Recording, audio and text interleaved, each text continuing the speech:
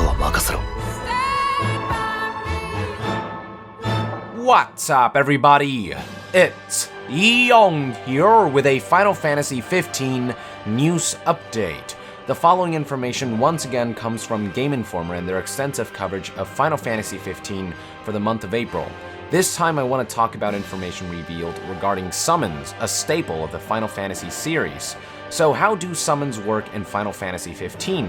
According to the article, every summon has two facets, a boss battle and an impressive attack sequence. Essentially, before you can use a summon, you have to fight the creature and prove your worth in elaborate encounters against the beast you'll be summoning, which are referred in the game as Astrals or Archaeans. Now, don't expect these large-scale boss battles to be a one-on-one affair. They will involve multiple parties fighting at once. Game director Hajime Tabata had the following to say about the matter. The battle composition is a little bit different. Because you have Noctis' home country at war with an enemy nation, it isn't always just player versus summons, it's also players versus summons versus the enemy state. There are other battle factors. We got a glimpse of one such occasion in footage showing a massive battle sequence featuring Leviathan. Game Informer described these boss battles to be akin to the large-scale battles you would find in something like God of War, which are very involved and also just very epic in scale. The team then proceeded to talk about the process that is involved in creating these creatures. 3D CG graphics art director Akira Iwata had the following to say about the matter. In the old days, the monster team would develop the design, then hand it off to the technology team to see what we could do, but 15 isn't like that. The technology and the art is more merged. Then, lead graphics engineer Sharif Elcott chimed in, stating the following. In the case of Ramuh, we had given them a procedural sky system. The sky can get dark when you summon him in a really convincing way, whereas in previous generation, you just darken the sky.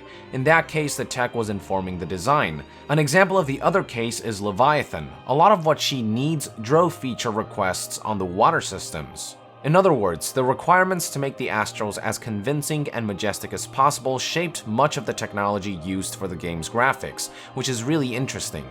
Then, art director Tomohiro Hasegawa chimed in with the following statement. For the summon, we pass it to the technology team and let them decide how it will be summoned. That team pushes our technology to the limits to ensure that the sequence will be successful and impressive. The artists come up with lots of ideas, but at the end of the day, we leave it to the technology team. The article then discussed how the team is focusing on making summons feel like entities that actually exist in the world rather than monsters that swoop in for an attack. In order to do so, the team strive to make these beings imposing, as well as make them react to the environment and situation around them. The example that the article used was Titan.